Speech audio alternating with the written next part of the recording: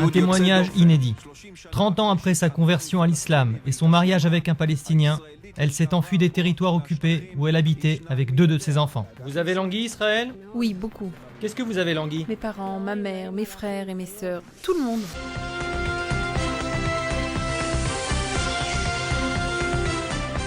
Il y a 30 ans, cette jeune fille juive est tombée amoureuse d'un jeune Palestinien. Elle est partie vivre avec lui près de Toul-Karem, s'est convertie et lui a donné 8 enfants. Après des années de maltraitance, elle a décidé que cela suffisait. Elle a pris avec elle 2 de ses enfants et, terrorisée, s'est enfuie vers Israël. Une fuite pour survivre à tout prix. Un reportage d'Ohat Ramou.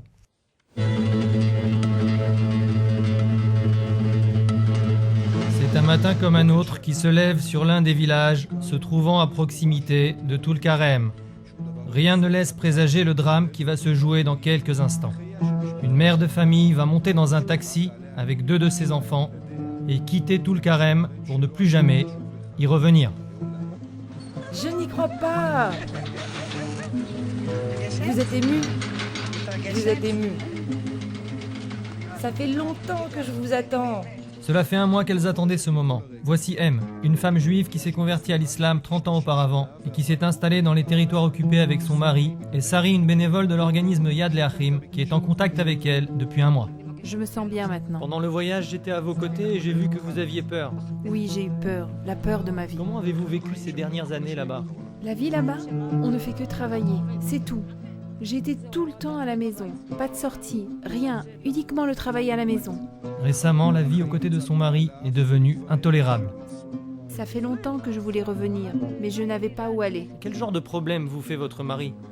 Il me frappe et il me punit. Qu'est-ce qui s'est passé dernièrement? Qu'est-ce qui vous a enfin décidé à vous enfuir? Il m'a attaché à un arbre. Pourquoi? Pour toutes sortes de bêtises. Nous étions fâchés, je ne lui avais pas adressé la parole depuis 1 mois.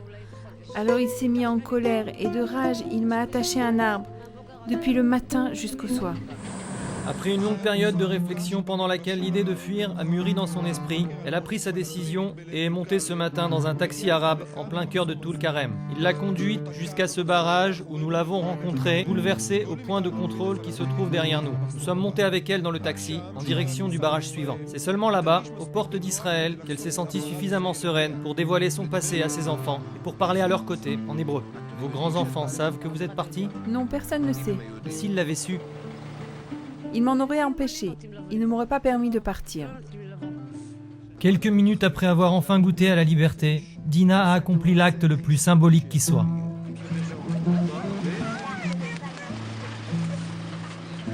Après le voile, ce fut le tour de la djellaba.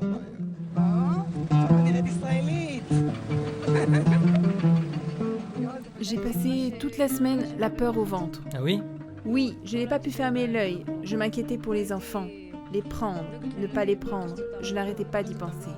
Finalement, j'ai décidé de les emmener avec moi. Dina a 8 enfants et à l'image du jugement du roi Salomon, elle en a laissé 6 au village et on a pris 2 avec elle. C'est sur le chemin qu'elle leur a raconté qu'ils ne retourneraient plus jamais dans cette maison. لا غير هاي المرة مرة من فوت إسرائيل. هذا أول مرة. شو خايفين منفعلين كيف؟ نعم كيفين. كيفين؟ بدكم ترجعوا على الدار في طول-كارم؟ لا. ليش لا؟ ضلنا هون إحنا. C'est une histoire extraordinaire. Pendant 30 ans, pas un membre de sa famille ne savait ce qui était arrivé à Dina. Jusqu'à ce jour, sa famille pensait qu'elle avait disparu. Ses parents ont même été appelés une fois à la morgue d'Abu Ghbir pour reconnaître un corps qui semblait correspondre à sa description. Elle avait, comme qui dirait, disparu des écrans. Un événement survenu dernièrement l'a poussée à s'enfuir. Il y a environ 2 mois, Dina est partie emmener un enfant pour un quelconque rendez-vous médical dans un hôpital israélien. Et dirons-nous de façon providentielle, elle y a rencontré sa sœur. Quoi, tu es vivante? Vous avez langui, Israël? Oui, beaucoup. Qui avez-vous langui? Mes parents, ma mère, mes frères et mes sœurs. Tout le monde. Cela fait combien de temps que vous ne les avez pas vus?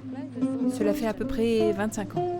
L'organisme Yad Leachim a d'ores et déjà préparé un appartement secret à son intention. Depuis le barrage, elle a été conduite directement au poste de police pour porter plainte contre son mari violent et pour s'assurer que les 2 enfants qu'elle a emmenés avec elle le resteront et pourront eux aussi entamer une nouvelle vie.